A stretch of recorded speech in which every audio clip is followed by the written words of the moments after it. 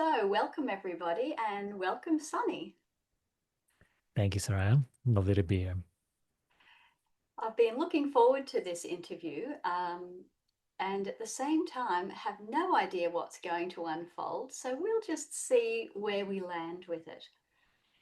So, Yes. for the listeners, I'm really happy to introduce Sunny Sharma, who has a passion for something that I also share a passion for, which makes it just such a pleasure to do this conversation and share this conversation with all the people that I work with, but all the people that Sunny works with. And hopefully, from it, we can all find a pointing to greater inner freedom and self discovery. So, Sunny has his own self inquiry school, which is an online school. And I run and manage with Terry Oldfield's Mangalam Meditation Centre in Australia, whereas Sunny's in America. Whereabouts are you again, Sunny? Is it New I'm in York? Florida. I used to be in New York, but for the last few years now I've been in Florida. Okay, so it's quite warm there too. Yes. Actually, right now though, we're getting like 2 weeks of cold. Oh, okay. Yeah, so that's about it though. Then afterwards it starts being so hot that you ever forget, like you even had a little bit of chilly weather. Yeah, I visited, Terry and I both visited Florida a few years ago, and yeah, it was pretty hot. But it's quite Yeah. similar here, actually. In Brisbane, correct? We're north of Brisbane, so we're about an Mm. hour and probably an hour and 15 north of Brisbane in the foothills just back from the east coast. So it's I'm looking out now and all I see is trees. So it's forest. We've Beautiful. reforested this piece of land, and we're really dedicated to serving this particular piece of country and Hmm. bringing back the biodiversity. So I'm very much into nature, and Right. nature has been a great teacher here, just allowing everything to evolve as it is and watching the biodiversity grow, and how there's this beautiful weaving of of plant, animal, soil, sky, air, and the elements. It's a beautiful thing, and it just happens Yeah. naturally, effortlessly. Yeah, I've And seen a few photos of your grounds, and it's beautiful. And you've injected certain teachings into it, which is really cool too. yeah, yeah, beautiful. So Sunny has his amazing online platform, his self-inquiry school, which is largely online, or is it completely online, Sunny? Yeah, as of now, completely online. Hope to do in-person things in the future as well. Main thing about the school, as you know, though, it is foundation of practice. It's really like a place where we come together and practice together, so that this path doesn't have to be walked alone. It's a shared inquiry space. Yeah, and I love that because over the years I've met so many people and had the experience myself at times where it can feel like a very lonely path. Mhm. And of course, it is a path that we can only walk alone, but it's Right. nice to have a shared experience. And when questions arise, to be able to, have discussions and develop greater clarity around those very deep questions, which Yeah. are shared by all, really, aren't they? Yeah. And most of us lack in-person support, or even like our friends and family who we could just not talk to these things about. So that's sort of what the intention was behind the school, to have a, as a place where we can all come together and just really share our path together and practice and grow together. Because of course we all do, yeah, go through many of the same doubts. Mind is infinitely creative, but its patterns are very similar. And when we look at our all of our problems that we go through with the practice, So a place where we could all come together and like work through those challenges that are arising in our practice to continue to deepen our clarity. Absolutely. I find I would totally agree with that. And at times, of course, well, for me, I spent many years living in an ashram. So that was a very supported environment. Yeah. And I was quite young, I was only in my 20s. So I didn't have the deeper wisdom to get the depth of the teaching at that time, but it gave me the most amazing foundation to then grow on Yeah. as as I needed to move through life and have all the lessons that life threw here Right. and to grow through that. But then finding yourself out in society, not all of us can live in an ashram anymore. And we're in our lives, and we're often raising children and working in society, etc. So that can feel very isolated for people when they get that deep inner call to Right. to turn inward. Yeah, Mm. and not even isolation. It's just like the world entangles us so deeply Mm. sometimes, So, well, firstly, the practice is that space where, like, is that place where we can find relief from the entanglement and the suffering of the world, but also then, yeah, it's like it is our way to truth practice in the midst of life challenges. But then what supports our practice is often, connection with others who are also practicing. So yeah, I always felt that in my path, like, yeah, it wasn't just the isolation aspect, it was also the entanglement. Worldly life is so sticky, and yeah, for most of us the path is through the world, not like in a renunciation of our worldly responsibilities. So in that regard, community, shared practice always goes a long way. But yeah, ultimately though, we come across this reminder again and again that like the practice is the the place to put your entire focus, entire faith, because that, yeah, only that helps us to really grow through our challenges, right? Absolutely. And at this time when there's so much uncertainty in the world, there's war, sort of, we're sitting on the precipice now of what seems like massive global change.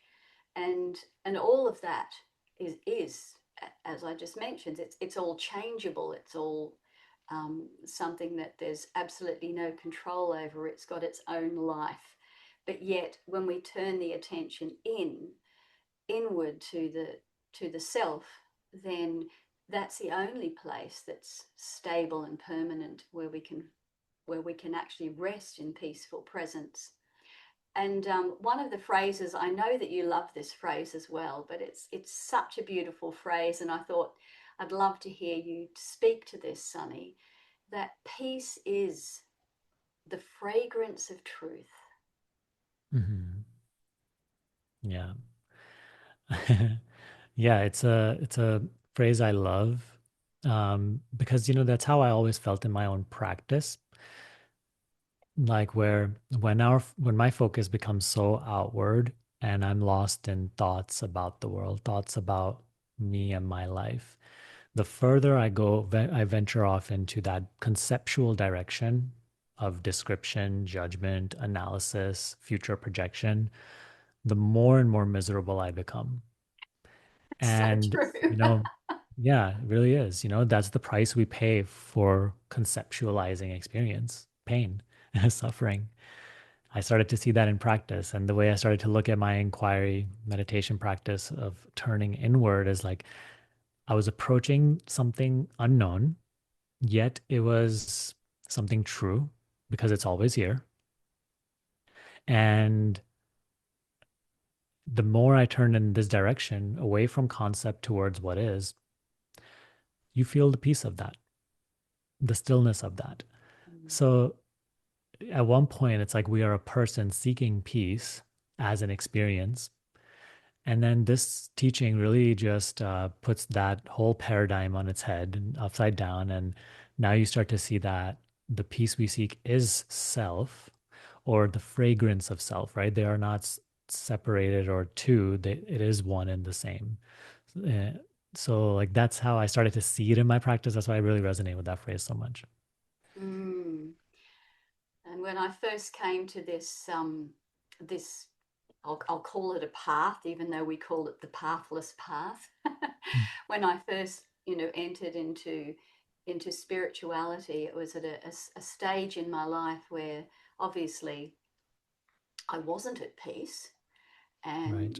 and I had that glimpse. We get that glimpse. We taste that fragrance, and none of it's out there. Yeah. It's an internal, so to speak, experience that's not even limited to internal, but it feels like it's an internal experience. And Right. and I think once we've had that glimpse and felt that and tasted that in its entirety as an experiential happening, then for many of us there's no turning back. Right. The deep inquiry Yeah. really takes root, doesn't it? Yeah. Yeah, it feels truer than anything else you have instilled your sense of truth in before that, you know? And I was recently, like, I think yesterday or day before, reading some teachings of Ramana Maharshi, and I came across this one statement he made where he is urging the devotee who is questioning to surrender, and he said, if samsara is even like mildly tolerable to someone, can they really realize the self? It's like if you still feel like happiness is out there somewhere, if you really still feel like, this is reality, even though we keep being confronted with its impermanent nature, will we ever really turn inward? Will we ever really um, pursue that which is true? Because as you said, like we find these teachings when we are not at peace. It really is that way. It is only our suffering that wakes us up. So I really enjoyed that statement that he made. Even if samsara is mildly tolerable, like Mm, can you even realize the self? He's like we must realize samsara as the like absolutely like excruciating misery that it really is. And some may hear that and say it's like, wow, that's such a pessimistic view on life. But I think it's also just it's not a negative view. I think it's like seeing things as they are, like if we instill our sense of self in anything that comes and goes, that is suffering. And we find a similar theme in the Buddhist teachings as well, where suffering is one of the, the universal truths. So yeah, that non-peace urges us to turn inward to seek that which, yeah, we feel as peace, yet it is also at the same time self. absolutely. Yeah. And I've come through the yogic path, of course, with the teachings that my original master, Swami Shivananda, Swami Satyananda, and those teachings of through the Upanishads and Bhagavad Gita and the yogic the lineage there, and there's so much wisdom, and it's scripted in everything. It's all pointing back to the self that Mhm. I am. Yet the entanglement of the world and that pull, to identify as a body and identify as, a purely mental being, very often, it is a trap which our society is developed and encouraging from birth to focus on thought, to focus um, on this body mind, rather than having a beautiful balance of enjoying the body mind and as an incredible way to experience this beautiful world, this amazing world, but resting in the peace of the self. Right. And and and I think that over the last 45 years that I've been, dedicated to this path, I've noticed a difference. Originally, when I began to teach yoga, people thought yogurt. Oh, yoga. No one had ever heard that word before. Mhm. and you know, the teachings were so foreign to the way we'd been raised, and to what society was, you know, telling us to be good little citizens and go through Yeah. university and get your job and, you know, get married and etc etc. And the whole focus was outward pointing. And then to turn around, you know, to do that full turnaround to the inward pointing path, to me was this great revolution which just smacked me in the face and changed my entire life. So That's amazing. it's fascinating to see how now, you know, we can talk about non-duality, we can talk about self-inquiry, the mindfulness, which is a taste of it, has become a household name. And of Right. course, the need has been there, hasn't it, with the rise in mental health issues, with the media and the projection of images on screens, which often take people into suffering. And there's so much happening out there that pulls us away from the inner the inner experience, which is you know, often ignored. Yet peace is just here, waiting for us to notice. Yeah. Mm. Yeah. So So I think the teaching is really just a path to recognize that. yeah, And I think the practice of the teaching is what is most important, because now the teachings are very widespread, easily accessible. But I think now the like a path to practice, you know, staying consistent in day to day life. I think that's what's most important for us as the earnest seeker. So that's what I try to focus my work on, and also try to remember as I move through the world. You know, like that's the practice is of utmost importance. Everything we experience is the avenue to discovering who we really are. When we frame our life in that way, then it's no longer just about what I can achieve out there. It's more about like, hey, the entire unfolding of all experiences. So I say it's like a river that flows to truth. And so there's no point resisting anything. Just get on the get in that boat and let the river carry you. absolutely. And do you find that, because for me, I found that the only thing I could dedicate myself to in this life was this pursuit and this Yeah. constancy. And so I made a commitment to myself when I was quite young that this would be my path and I wouldn't sway from it. And even in as hardship comes along, I found myself as a single parent with 4 children to raise, and I still managed, you know, thank you, to support them financially and do it Wow. practically, still by staying with this. And I know that you've just become a father, so congratulations! You have a Thank you. beautiful, beautiful little baby girl. Yes. Yes.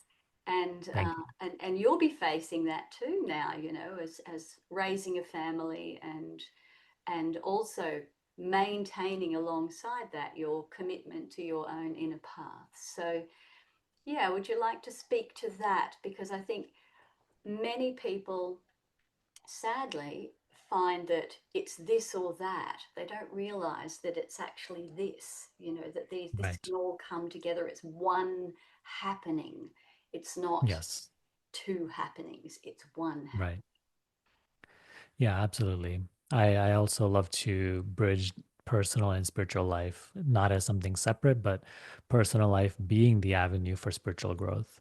And so my new role as a father, or my online role as a guide, or, you know, yeah, sharer of this teaching, or all the other roles we play in personal life, I try to use all the different challenges that arise in that as my spiritual practice. Um, yeah, and there, if when there's no separation, then we also don't, one, fear difficulty, because you know exactly what is meant to arise for my spiritual growth is being given to me, and then when it happens, we don't resist it. We open ourselves to that experience rather than run away from it. So that's been sort of my approach. Um, the hard part is only only the things which will actually challenge and trigger us and be things we are not expecting are what end up arising, because like we get the teaching, and we even feel like maybe a certain stability in the teaching, and we feel like, uh, I got it. Like and that's a little pride within us, Whoops. right? That's like, it's like, I got it. Nothing will challenge me anymore. Or even if it does, like, I have the support of the teaching. I will deal with it in this particular way. But it always surprises you. Um, it sometimes makes you suffer in ways you did not expect. It Mm, entangles you in ways you could not have avoided. So that's like a very interesting thing to see. One, it humbles you. And two, it really makes you let go of that pride that you know what's best, that you know how to solve things. Because actually, all the time, you really never do. I think that's one thing that has become clearer to me as I've gone deeper into these teachings, is like, I I really don't know how to solve my problems. I don't know what to do. I don't know what to say. It's like we really have to let go of all of our mental supports mm. and surrender to God and simply trust what arises from that. Um, and yeah, so that has been a very humbling experience, which has been great. And yeah, to just continue to I just continue to look at all these life challenges that are arising as my path. Yeah, that's beautiful and so true. And I can absolutely 100% relate to that. I know, 30 years in with this teaching, I was hit with probably the biggest challenge of my life, which was losing a child and going through a period of grief. And I'd never experienced anxiety in my life. I know many people do, but it just hadn't been an experience here. Yeah. Um, and I didn't experience anxiety there, but I did experience grief, which gave me a taste of what people must go through with anxiety and depression. And Yeah. that was a very deep and profound experience here, which left me reeling uh, in a way that changed me forever, that changed my outlook, that deepened a sense of compassion here, that deepened my commitment to reach for the divine source within, to embrace this teaching, and my devotion, to the commitment to the source of truth, and that inner divine source, or God. I quite like the word God, so I'm not going to back off from that. Was actually strengthened, but going through that um, also shattered me, and broke another shell of the ego apart, and absolutely humbling. Um, when you find yourself groveling on the floor, and unable to get up, and then when you thought you'd reached a point where you were fairly stable, and then Yeah. again another deep, deep lesson comes. But as that evolved, and um, from that inner wellspring um, of, of peaceful presence was the only place I could go. Right. And then deep teachings came from that, very personal ones, uh, which actually I could see now, although I would never choose it, the incredible opportunity that gave me to come closer and closer to God. Yeah. So now I like to think of this path, for me anyway, as devotional non-duality, Yeah. or definitely there's a deep devotion here as well, and it's not to a God out there or a specific God, but it's the same God that we all share, that same inner wellspring of the fragrance of peace that's there for us. Mm, Yeah. Yeah, it's I like that you said, it's not something you would ever choose, but it's what opened you up. That's although um I never went through anything quite as intense as that. When I do look back, I also always sometimes think it's like I would never choose that experience, I would never choose the pain and suffering that I went through. But in a way, I was like, yeah, at the same time, I'm glad I don't choose because yeah, when we would never choose, we would only choose, pleasure, well-being, abundance. And mm, mm, so I agree when you say like it's deeply humbling and it does show you like surrender. You are mm, not in charge and you don't know your way forward and you yourself have no power. mm. and and then yeah, the only option we have left is to turn inward and surrender to that presence. And so yeah, it's a crazy journey. But Certainly is. And something else that just popped in these days, there's so much available out there on the sort of spiritual bandwagon of it's like a sweet shop, isn't it? These days, there's so much available. And one of the things is manifestation, and I think that originally you might have started along that route. right. Uh, and again, this sense of manifestation again, that I want to create this.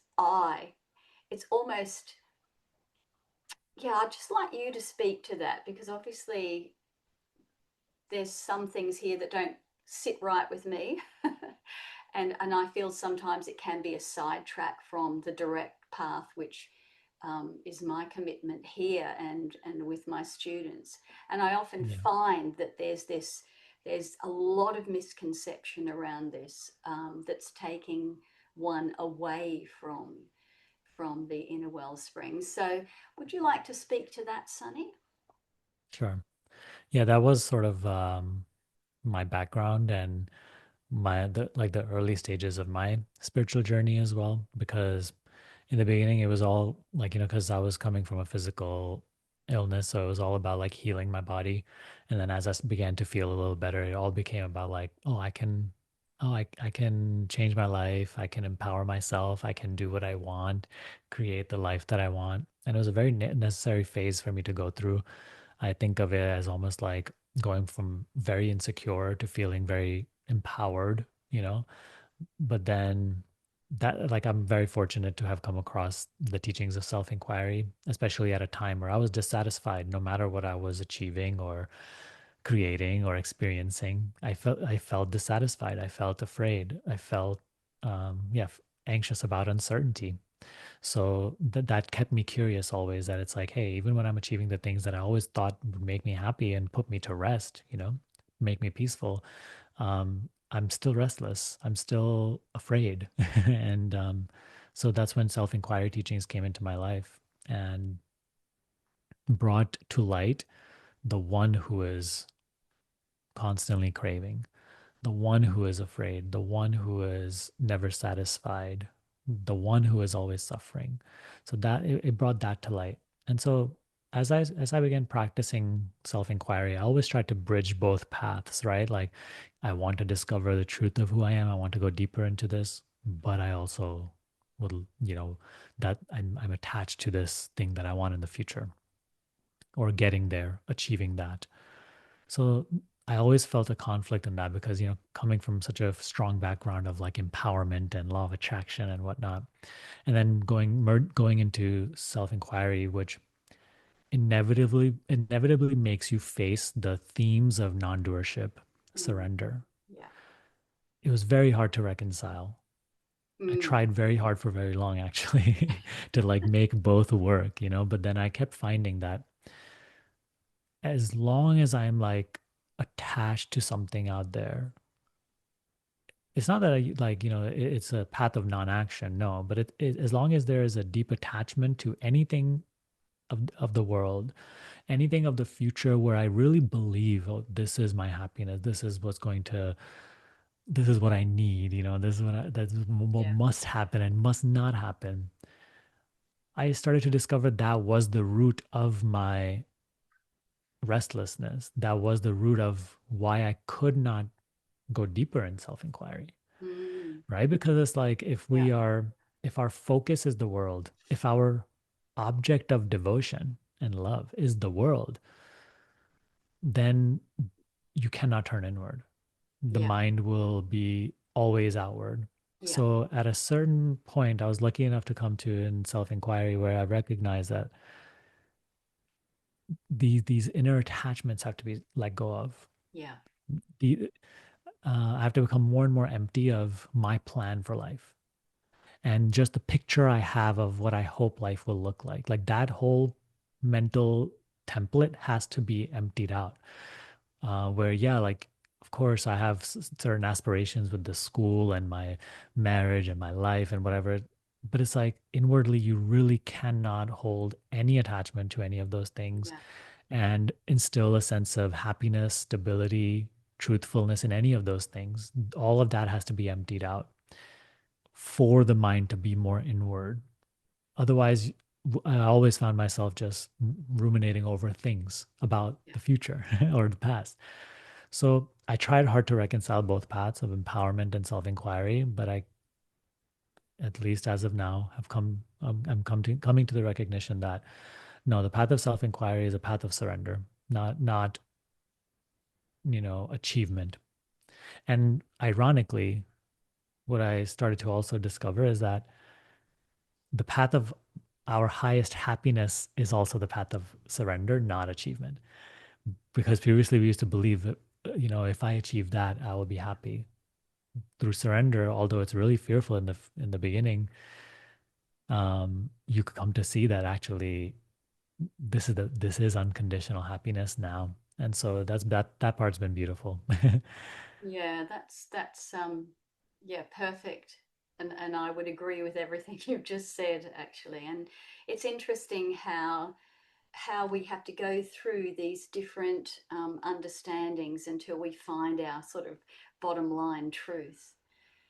The thing that and everything you just described is surrender, is letting go of that need for outcomes, it is because I just see that God's plan is so beyond what I could have Yeah, ever dreamed up.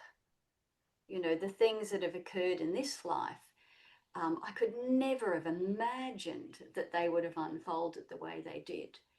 And and even when I was going through the toughest time, the deepest realizations that came were things like, you know, letting go of resistance to what was, in yeah, grief, for instance, actually allowing that in, allowing it to be there, but at the same time, not ruminating on it and not, stepping on the mind train and getting stuck on the mind train with it, yeah.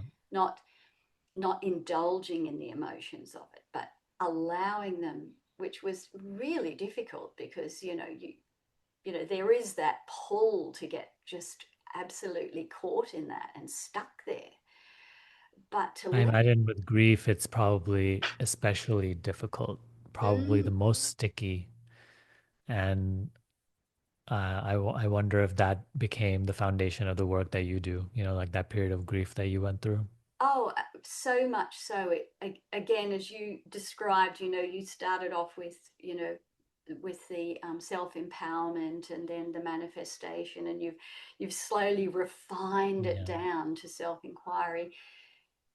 For me, it was, very much about the yogic path, and all the pointers were there, and all the ancient scriptures, the Upanishads, all the different Gitas, and everything was pointing there.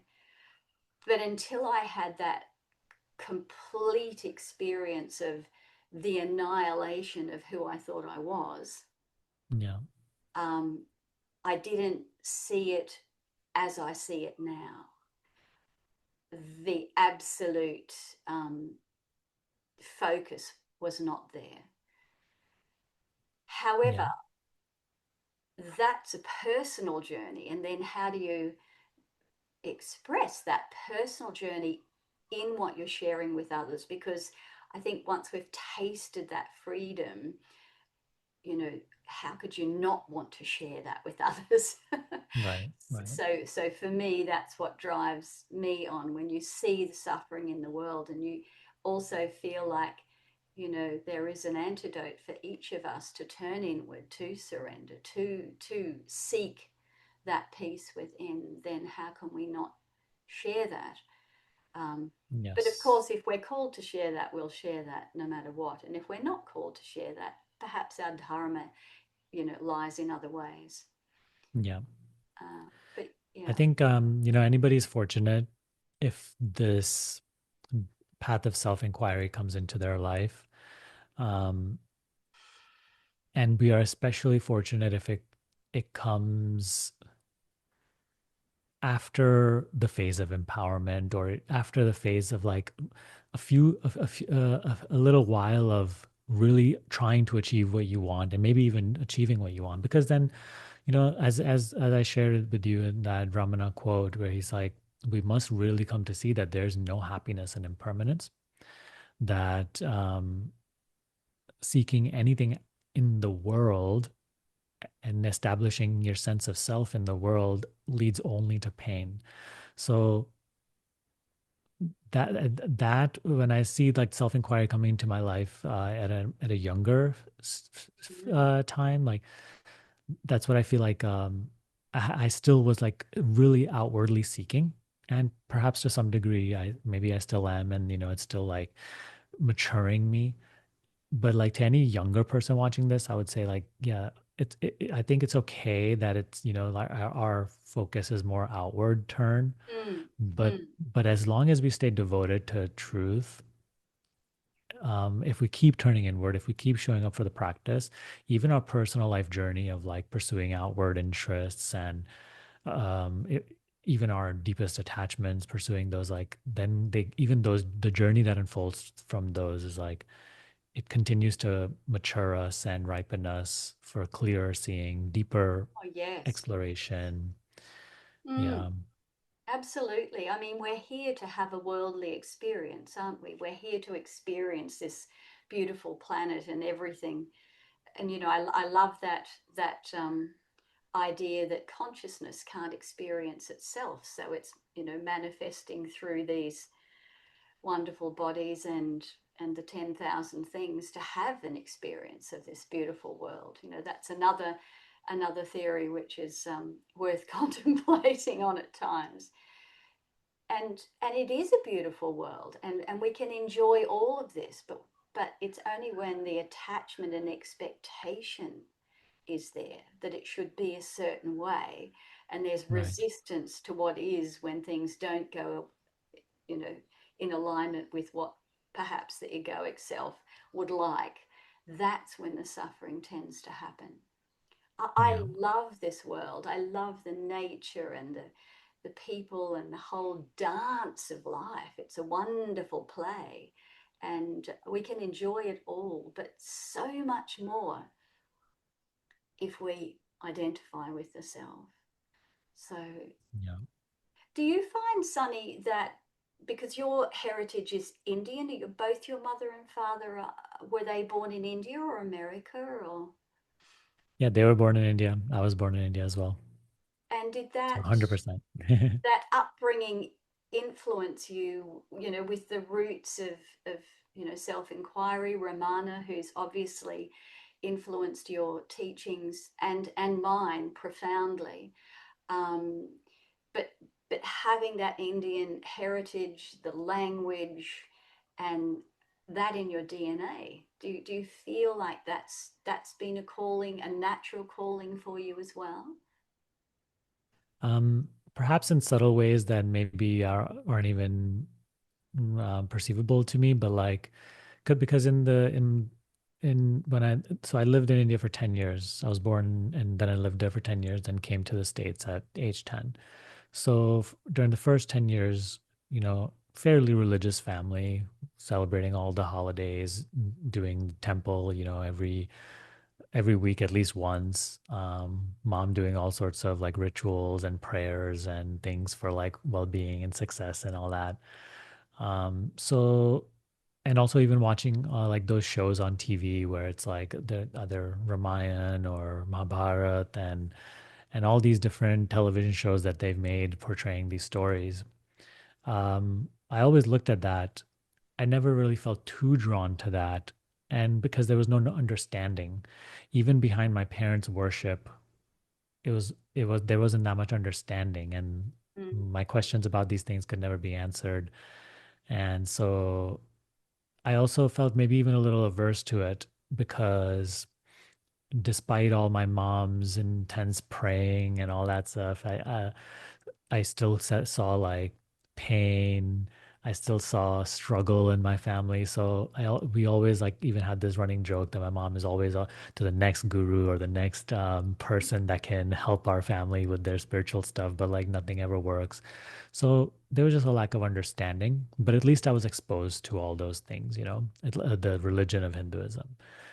Um, as when I came over here, really a lot of it went out the window. Of course, my family was still, visiting temples and stuff, and I would go with them sometimes, but I was never really religious. mm, I think it was only because of like my physical injury with my spine that happened when I was later in like high school, around 16, 17 years old. was that a After a fall or few, something? it was so like during that time I used to be really, really overweight, and I lost after a few attempts of trying to lose weight, like there was this one time it really stuck. I really stuck to like a very strict diet and exercise plan. And over, just like a few months, I lost too much weight too quickly. And, and I didn't know at the time. I'm like, I was just a young kid. There was not that much research out there on how to diet or whatever. So I was eating very, very little, but doing a lot of, lifting and all that, doing overworking my body basically. So I think that, and I mean, these things are just meant to happen. So it's not really like that's the reason for it. Mm, But mm, um, like, yeah, I think at that time, I had got a spinal injury. So in a way, like my body just started to fall apart. Like that's how it felt, and so it was mainly from the spine, but then it started to spread all over my body, like different types of pains, and just it was a difficult few years. So during that time, really like my entire foundation of what the life that I thought I was going to live, who I thought I was, what I was going to be able to do in the world, like even many of my dreams, like everything started to be questioned. Like, will I ever be able to do any of these things? What is life? Like, why am I experiencing this? I thought I had been cursed, It was a mm, very dark period. And I think that's what made me like a little open. I was like willing to try anything for just relief. So that's when mm, like there was a family friend that came to our house, and he was an Ayurveda teacher and healer, and he like opened my mind to spirituality, meditation, Reiki, yoga. And so because I was at that time I was taking like pain meds for a long, long time, and it never really fully helped. It was just always needing more. But I remember I worked with him for like 7 days, and after that, I didn't need to take pain meds for like 6 months. And so that made me so curious. That made me think like, oh my God, all this like spiritual stuff that I've been neglecting all my life, like what if it's real? Like clearly like this completely changed how I felt for this long. So that really made me curious. From there, like when I started to get into beginner spiritual teachings, that's when I, started to then rediscover texts like the Bhagavad Gita and all these other things. So I think having that background helped, but mm. I don't think it really was like I always felt drawn to spirituality ever since then. And the deeper teachings, like the non-duality teachings, I didn't come across for a long, long time after that. A few years of exploring the beginner personal development and spiritual teachings. That was really my path in the beginning. Yeah. Yeah. It's interesting, isn't it, how, the most challenging times in our lives, that's when, you know, the mind is looking. And I Yeah. think curiosity is such a great tool, isn't it?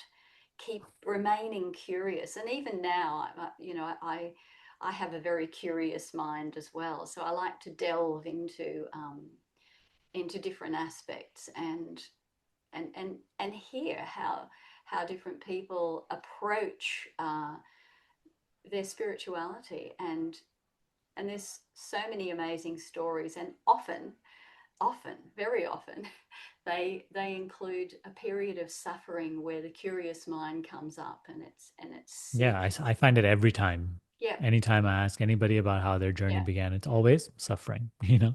But when Very you think rarely it's about just, it, if life was all perfect and everything was yeah, just as you wanted it to be, why would you look for anything else? Why would you that's true. That's turn totally inward? true.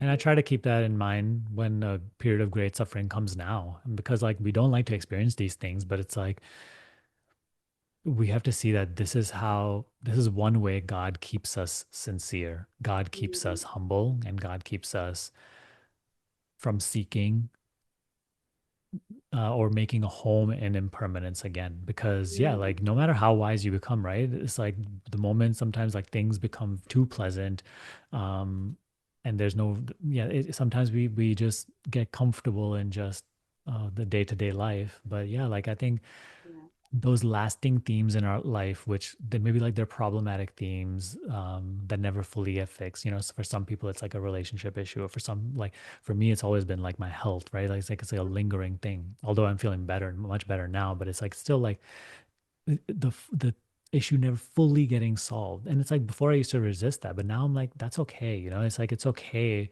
if I have to live with a certain degree of discomfort for the rest of my life because like it really has been that one thing in my life that has kept me it's been like a constant reminder that yeah, this isn't it.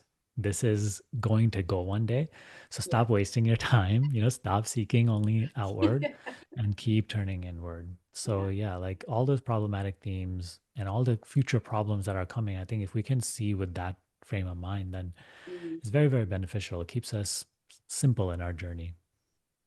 And sometimes even looking back through the history of yourself brings that understanding. But if we look back also through the history of the world, there's always been wars, there's always All been right. conflict. Yeah. You know, wherever there's a human mind, there's going to be conflict, there's going to be war, whether it's between one and another or one country and another. And that's all in that changeable world. And I know that a lot of people I speak to have anxiety. It's like global anxiety around around the instability, particularly at the moment in the world. Yet it's always been that way, Yeah. and in a way, nothing has changed. It's just where it is, and that we now have media projecting um, Right. damaging images, you know, at the psyche all the time, and there's that pull to to watch that. Whereas again, Yeah. if we can resist that Yeah. Yeah. Yeah. and be more mindful of what we're actually feeding our psyche as well. Um, Yes. I really feel it is a story of the world, you know, mm, the world being mad. It's a story of every single yes. age, every single time. And so, you know, when I started to explore the spiritual journey, yeah, there was this theme. It's like, am I neglecting the pain of the world, or am I like turning a blind eye to the suffering of others? And actually, you know, I come to see that it's not that at all. Like I think on the spiritual path, if we really do feel called to move and change the world in a better way, we should do that. We can do that as long as we feel that call for some sort of activism or righting some wrong. That's fine, Mm, but it's like we can do it without the belief that there is like the world is doomed, or without being polluted by hate against what we don't like. I love like again Ramana's definition. His teachings, you know, I resonate with very, very strongly. And it's just like he always says, God created the world, God handled the world. And I think sorry, you even just if dropped out a little bit then. Can you just repeat that, Sunny? yeah, sorry, he said, God created the world, let God handle the welfare of the world.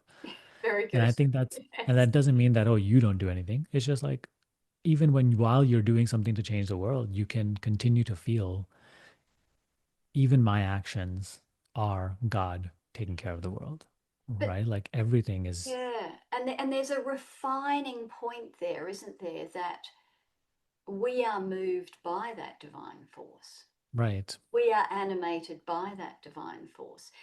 So, in a sense, God is working through this here and that there Yeah. as part of that, as part of Right. that dealing with the world. We're all being, uh, um, we like to chat about this, Terry and I. We create little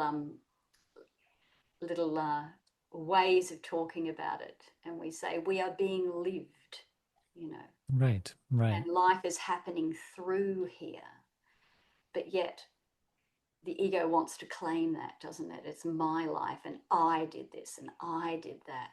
But which I are we talking about? And I mean, that's a whole nother self-inquiry, but it's one that we often play with because the separate self wants to claim the happenings, and we can't get too we can go down a rabbit hole of being exact here, but it's that whole sense of the divine is living through each and every one of us, Yeah. and Including the so-called villains who we think are absolutely, making the world a yes, horrible place. yes, and giving us an Yeah. opportunity for forgiveness or whatever lesson comes to us through that. And that's why I think I love the Bhagavad Gita as well. Yes. Yes. Playing out on the battlefield of life, And and actually, now that you bring the Gita up, someone in our group shared with me something that was I didn't know, which but it really brought even greater depth to the Gita understanding. Because in the Gita we see Arjuna's mm, perspective, and Arjuna is the seeker who is deeply troubled. He's the good guy. He doesn't want to kill his family, and Krishna is guiding him on how to go forward with this really big inner conflict and how to live his dharma and whatnot. But so someone in our group also shared that Drona, one of the enemies on the other side, one of the villains of the story, is also a devotee of Krishna. And he is also playing that role of the villain villain, yeah. so that the Gita could be given to Arjuna. So we Mm, do not know how God works. We yeah. cannot Yeah. understand Mhm. the subtle intricacies of the movements of people and all things. Yeah. It's to be surrendered to, not figured out. And I think the only thing we can do is do what feels right to us, right? So if we do feel Yeah. called to change the world in very specific ways, we should move towards that without hate. We should look at that as described in the Gita as our service to humanity and to Absolutely. God ultimately. We Mm, must do so without attachment to any outcome. We must do yeah. so as a form of devotion to God. And then inwardly, we should know that, as Ramana says, our self realization is the greatest service we can render to the world. Yeah. And I So love if that. we, yeah, I absolutely. love And I that. really find it to be true, Absolutely. I totally do. Yeah. yeah. Yeah. So in our outer work, we proceed with that manner, with that attitude, and our inner work, we continue to see as the greatest service we can render the world. Mm, We are absorbing the darkness of the world, as we grow in this light. So mm, that mm, is a greatest activism in a way. mm, mm. Yeah. And I don't know if you know of Dr. Hawkins' work. He's passed now, Yeah, but I love his work as well. And it's talking about resonance and vibration and a shift. And with more people now, turning inward, so many more humans turning inward, and yeah, because of the growing darkness, right. the human mind expressing everywhere is becoming more curious, is seeking happiness, and so many more people are waking up to happiness is not an outside job, it's an inside job. So there's a growing uh, number of people who are really turning to self-inquiry, definitely, non-duality, definitely, but also the path of devotion and seeking the inner divinity. So, Yeah, and I love that quote, that it is the greatest service we can offer to the world. If we really want to do something to make a difference, then working here, really making that Yes. commitment in ourselves is that. I love the Gita because it combines all those paths Mm, and doesn't create a division between them, but actually emphasizes the importance of the practice of all of them. And that, like, when you practice one, you really start to practice the other automatically as well. mm, Like, you mm. become naturally inclined to the practice of others as well. Yeah. Because, but it definitely, like, Gita came to me in a really important time in my life as well. Like, when it initially came to me, yeah, I read it, but I didn't, like, go that much deeply into it. But a few years later, after I had then encountered self inquiry and even felt like I was having some success in the inquiry and felt like, I achieved all these insights and whatnot. But then now I was getting stuck in my meditation practice. I felt like I was stuck. I wasn't going deeper. And I really felt like, hey, I can do something to reach that next stage. I can make something happen. I can achieve that next insight. I felt like responsible for my spiritual growth, like now that I see it, like that's pride. That is great ignorance, actually, arrogance. So that's when the Gita teachings came into my life and brought the path of devotion into my life, and also devotion and surrender. Yeah. Like, Surrender. Yeah. where, yeah, the path of devotion makes you melt, makes you realize that you are not in control, you are not in charge, you do not dictate what happens next, you do not earn spiritual growth or even achieve it. Mm, So it's like that softness was what was needed in my practice in that time, and that made my practice more holistic as well. Started to finally feel that, like, oh, it's not just the path of meditation, it's like the spiritual path has, yeah, these various faces. And so, yeah, then it became devotional non-duality, as you yeah. mentioned. Yeah. Yeah. I love that devotional non-duality. And I, I'm associated with several ashrams in India where, the teachings are definitely that. And now really the ashrams are just of service. They're just serving the people, you know, and that's become the expression from that deep surrender to the Hmm. divine, and doing that in a way that's joyful and beautiful, and if we can all find a way to be of service. And the greatest service, of course, is to the self, to discover the self. But then I find that the most amazing things simply just happen from that. I never imagined I would sing and travel, with Terry and sing. That was something Hmm. beyond what this little mind could have ever imagined. But the divine, brought that into my life in a way that was like, whoa. Yeah, and yeah. and and I love that, because once we hand it all over, things happen that we could never have imagined, and it really does make life very interesting as well. It's much more worthwhile than like what we could plan, right? Mm, I thought about this too once, and I was like, how sad would it actually be if only what I planned was what ended up happening? That'd be the biggest tragedy, actually. And mm, so I think the best part about this path, at least on a personal front, is like what you could never have imagined to happen happens. And also, even on a spiritual side, it's like you continue to explore and become clearer about what was previously unimaginable. mm, And that makes you realize it's like, yeah, then get rid of all your ideas about enlightenment, because even how the spiritual journey has unfolded up until now, like you could never have imagined these insights and like how these subtle understandings about life you could not have imagined from your previous worldview, right? And so it's like I always think that how silly it is for us to create any image or hold any idea about what does it mean to achieve enlightenment or self-realization. mm. Empty, empty, empty, and just be. Absolutely. Yeah.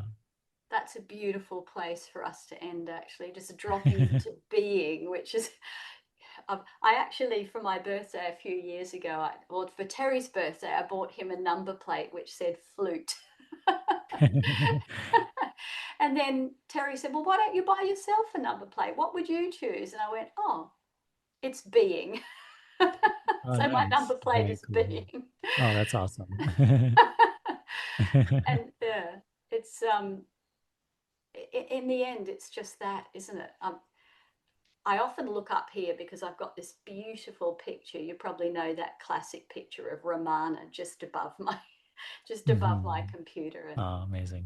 I look into his eyes, and there's just something there. He was such Yeah. an incredible being, an inspiration who, settled in at the at the base of Arunachala, and just that spent his whole life there, and it's like the world Yeah. moved to him, and he had a crippled Right. body, and it certainly wasn't easy, I imagine, to be in that physical body, but the even now looking at a picture of him, the peace that emanates from his eyes, it's so yes, the things that we think are important, the outer image, the physical body, yeah, peace just rests in being.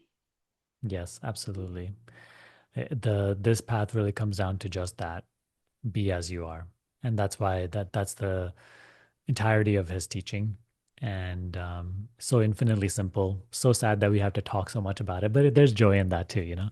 But Yeah, ultimately, I think as long as we stay clear on how silence is the main path, like the source of this understanding, then we walk in silence, being as we are, and yeah, surrendering the rest to God.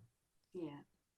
And having that inner temple of sacred silence is if one does nothing else, just rest in that. Mm. Mm. Well, it's Mhm. been an absolute pleasure having this chat Yeah. with you today, Sunny. Um, I just think it's so wonderful that you're so young and so wise and so humble and such a beautiful, beautiful human being. And I love the Mhm. work that you do. I'm 100% on board with it, and it's been the total pointing of the life here as well. So to share that with someone as authentic as yourself is an absolute pleasure. Likewise, thank you very much. And it's amazing to see the work you're doing as well. And amazing to share this journey with you. And thank you for this opportunity. Great, lovely talk today. Thank you, Sunny.